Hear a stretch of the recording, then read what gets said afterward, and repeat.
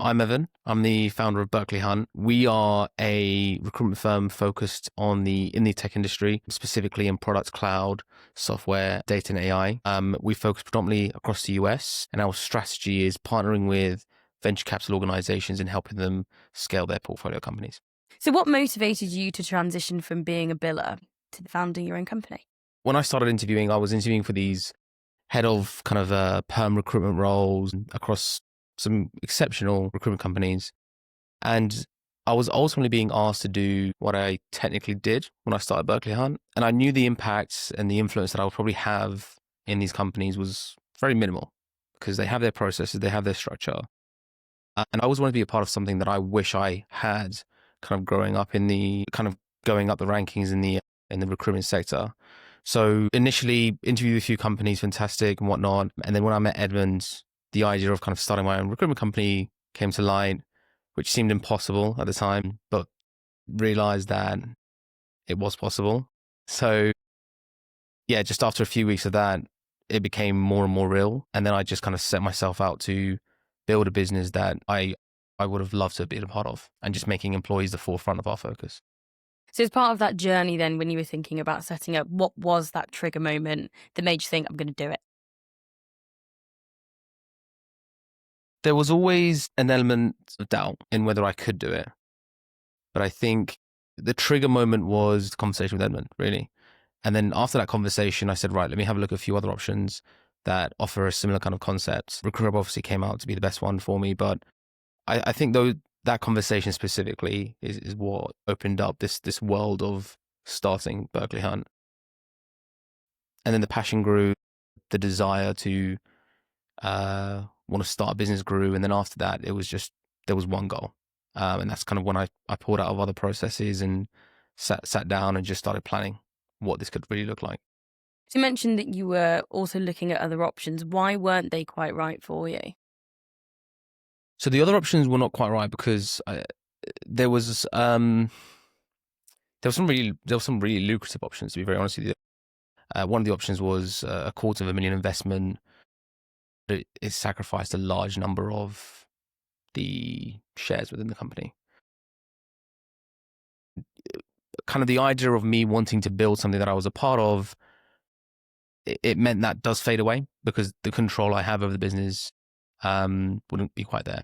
But the concept of having a secure amount of funding was really lucrative, and I believed in myself. And the reality is, I didn't need it because I knew I can build that in a very short space of time. So, in conclusion, I mean, the agreement that I set up with Recruit Hub and Edmunds and what kind of recruit offer was just night and day in comparison to some of the other opportunities. And what was it about what Recruit Hub offers that made you want to launch with her? It was the structure of the engagement. I still had full control of the business. I still got the support from someone who had done it. And I respect Edmund very highly. I think he's a very smart individual, and I wanted someone like that on my team. And I didn't ultimately have to give up half my business for it. So it really was the structure of the engagement. It was the network of folks who were already part of Recruit Hub. It was the offering of the back end, and it was also the concept that I had full control of what I wanted to do with this business. So thinking on post-launch reflections, what misconceptions did you have about being a founder that changed after you had made the transition? I think it seemed impossible, right? Because you're an employee, you bill, right? You pull clients, you do recruitment. Having a business, there's so much more that comes to that. Paying employees, doing kind of insurances, back end, like all of these things just seemed impossible. So I guess the misconception was that I needed to know all these things. And that's not true. Because when I had to send my first invoice out, I had Recruit Hub. When I had to, draft my terms, when I had to set up onboarding, I had Recruit Hub. One of the founders was me. We're all figuring it out, right? And that stuck with me because it really gave me that confidence that not everyone knows the answers to these things, and that's fine. You figure it out as you go. So the misconception is you do not need to know everything. You will figure it out, and you have the full support of the Recruit Hub team. And on that, what surprised you the most about moving from employee to founder? I think there is this idea that when you have your own business, you have work-life balance. I don't think that's the case. I ended up working so much more when I started my business. However, the reward was 10x. So it was very rewarding.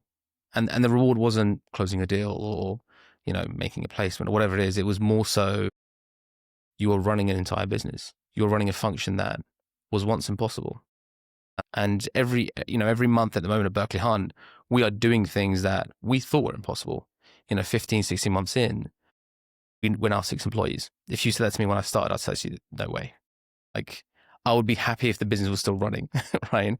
Whereas now that the progression, having hit 7 figures, we've done what I once thought was impossible. And now my mindset is next year, we're going to keep doing something that is also impossible, and just kind of keeping that momentum going. You've talked about things that you think weren't possible, but what were some of the fears that you had that never materialized?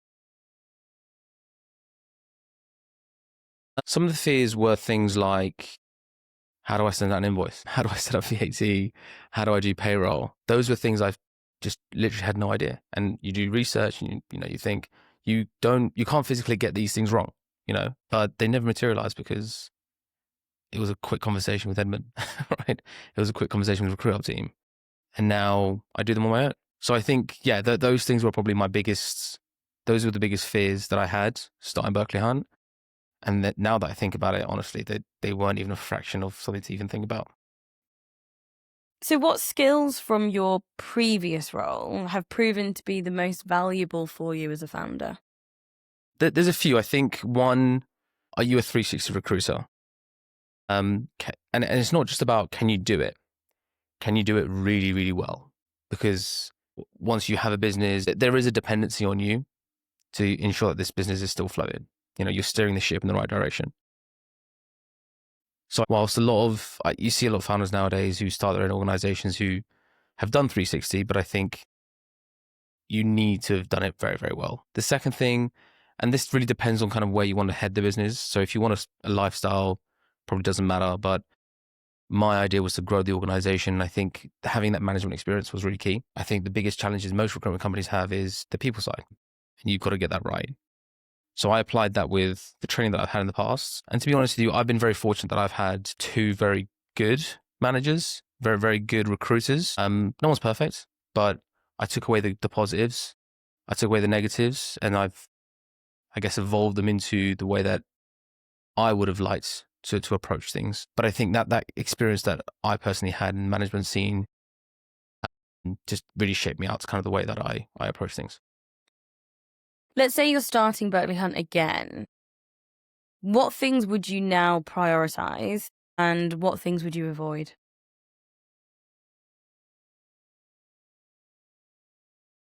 I actually say this to founders a lot, and it was limiting my capabilities of what I could have actually achieved. It's simple things like we launched a podcast. And I've never done that before. I was almost thinking out the box, and that that idea came from my head of marketing, who's now with us. He came to me with the proposal of let's start this thing, and having a conversation with Edmund, and I did it, and we've seen the rewards from it. The return on investment has been huge. So I think that's probably the biggest thing I think. Mm-hmm. But also like hiring, my vision was always to build a business, and I think I left it so late on. Hiring is very tough, especially as you're starting off. It's not just about hiring good recruiters, but hiring recruiters who can, your number 2, your number 3 are pivotal for your business because they are the individuals who will take on your process and push it out to the team alongside you. And if they can't do that, then you've got the wrong individual. So there was a few things that I wish I'd started earlier.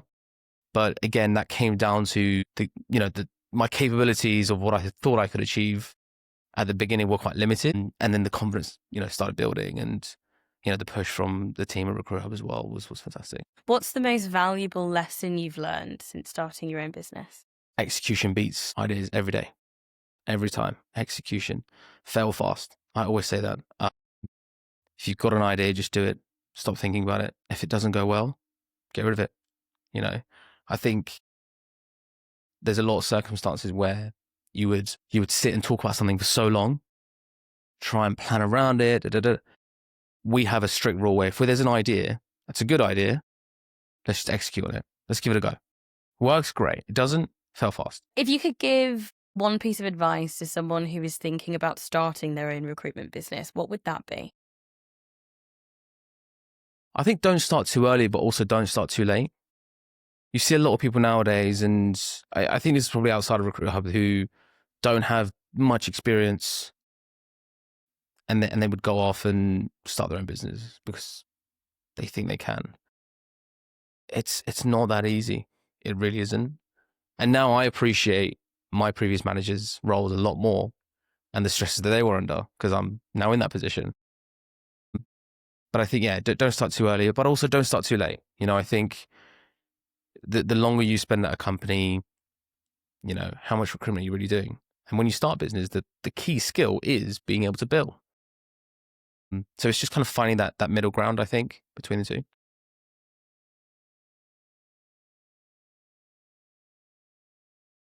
So going on this journey from employee to founder, what are your top 3 takeaways? The first one is action matters more than planning. Clarity beats complexity. Don't complicate everything. Just keep it simple. And the last one is emotional resilience is your superpower. It's so easy to take things personal, but it's business. You've got to remove your emotions in decisions. You've got to remove your emotions in responses that come in. Otherwise, you'll really struggle. And I think because I've nailed that, I can get on my day and I can reset, restart, and refocus every single time really well. Whereas if I kind of implemented that emotional aspect in my business, it would probably wipe me out for a week or two. So I know at the beginning when you were introducing, you were talking about what you do as business. So tell us more about sector specialism, the types of roles that you would recruit for. Yeah, so I actually watched a podcast by Edmonds that he did recently where he speaks about how founders do a lot more retained work when they launch a business because their time is critical, right? In the last 15 months, I've sold more retainers than I have in my entire career. And that is because we really respect our time. We also do contingent. It's obviously dependent on the customer's need. The concept is we don't just work with any client. It's very early stage clients. We foster the idea that we don't just focus on technical skill sets, but we also focus on the cultural aspects. Being a startup, I know what I always look for when I need to hire recruiters in my team. And the concept of hiring for an early startup and a larger company are two very different things. Very different things. You can hire some of the best technical engineers or recruiters who are very, very good, but they won't be specifically very good in certain environments. So that's one of our biggest specialities that we provide to our customers and our clients. But we foster that through partnering with venture capital firms. And we've got a few VC firms that we partner with quite exclusively, and the majority of our business is through them. And as we scale, as we grow, we'll continue to take on those type of customer profiles, those VCs. But it's more that opposed to, large Fortune 500 companies or large institutions. I imagine it's such an interesting space to be in because, especially from a VC perspective, with everything that is happening with AI, for example, at the moment, you're able to be working on roles at the very forefront of what's going to be happening in that tech industry. Yeah, it's a really exciting space. We speak to founders now who are building things, and we're just like, that is the coolest thing, right? I'm a big tech fanatic, so I love the idea of new technology and the way that AI is evolving. So I think, a lot of the time when we do speak to our founders and they're building things, we're quite invested in the products. And because we have that buy-in into the products and the vision of what they're building, the recruiting aspect becomes so much easier because you're not just selling something for the sake of trying to find a hire. You're selling it because you truly believe in what they're building. And that's kind of where it comes down to when you're selling a startup. It's not about the cash. It's not about the salary. It's about the equity, right? And if we're selling the equity, do we believe the equity can really be worth something? So that's really the exciting thing for us. It's customers that we have at the moment are ones that we truly believe in the vision and the growth of what they're building. Speaking of growth, what key goals or milestones have you achieved since launching the business? We've been around now for 15 months. We exceeded 7 figures in 13 months. We have 4 salespeople, 2 operations, embedded 31 clients in 15 months. These are signed clients, and the growth continues. We won an award through Recruit Hub. We've been nominated for a few startup awards as well. We launched our podcast. There's a lot of work still to do. But I'm very big on reflection. And the reason why I can bring these things up is because we do reflect. We sit back and say, look, there is a lot going on. We have some exceptional months. I mean, last quarter, we did just shy of 500,000, and that's across 2 salespeople. And that's great, but we're always striving to do more, always striving to be better. But the reflection aspect is really important for us as well, because we have to enjoy the wins. What is the overall vision for the business? The overall vision is to build a recruitment business that puts the employees at the forefront. And what that means, going back to what I said earlier, being part of an organization that I wish I was a part of. I think our industry is quite flawed in terms of managers. I'm very passionate about it.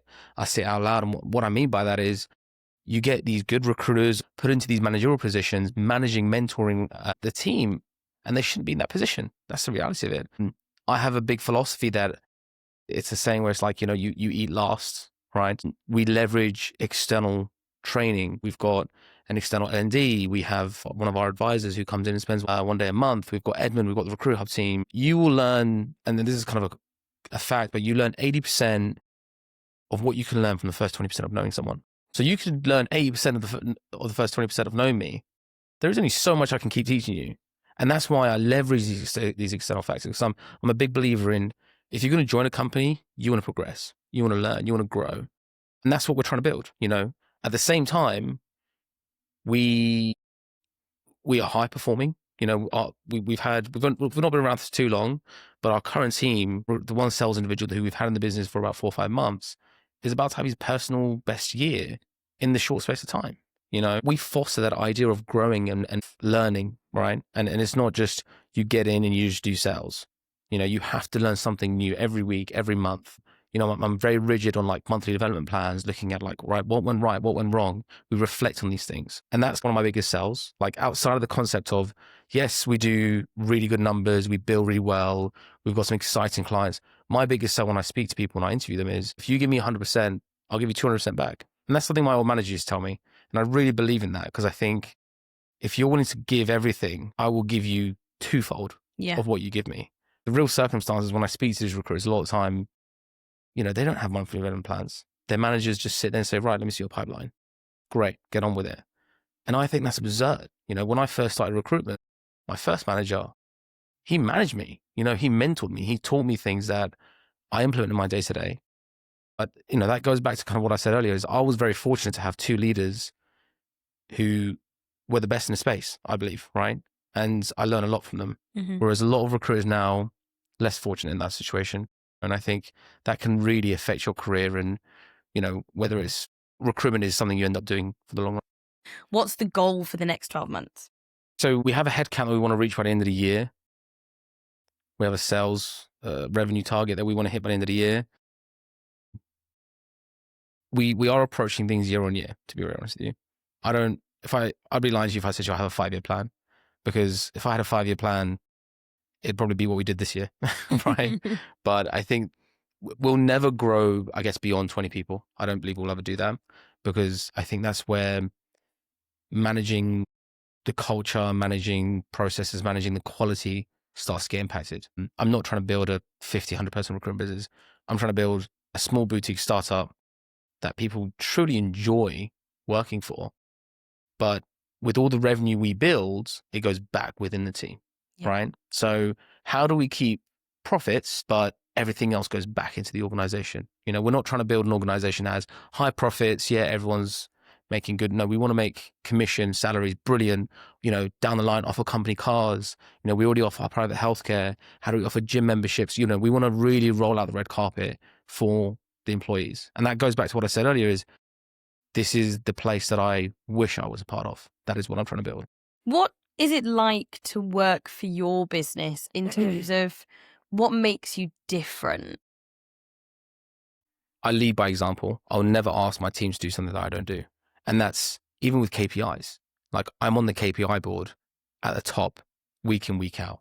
Right? I asked one of my team members yesterday, I said to him, what is different about Berkley Hunt to where you've worked before? And he said to me that every minute counts, right? We're busy, but every minute counts. And that's a reflection of how I work and how I've been consistent in billing month on month for months, for years, even my previous company. And the way I do that is by being by kind of focusing on it, every minute counts within the day to day.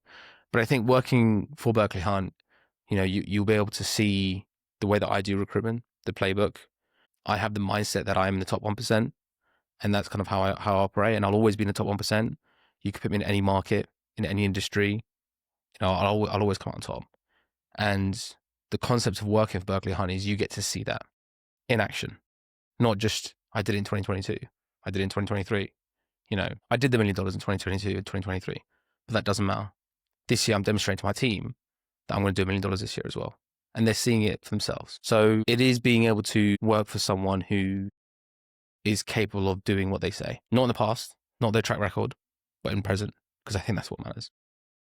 And a key thing for you is the fact that, bringing people in, you are leading from the front. And in terms of leading from the front, if a consultant was to come and join your business, what does their career path look like with you? We've got 4 core focus areas within tech, and the long-term plan is to have specialities in every single one. We offer that concept of, if you need to do something, do it. I don't care what time you walk in. I don't care what time you finish. Sorry, I don't care about how much time you spend at your desk. I care about the output. And as long as you're doing that, you can get whatever you want. If you need to leave early one day or start later, absolutely fine. Mm-hmm. It's about the output. And then that goes back to the idea of, I will show you how I do the output. So you'll see it in action. You'll get the playbook. It's not going to be just an expectation. It's just like, right, go do it. Love that. Every minute counts. Every minute counts. Thank you very much. Pleasure.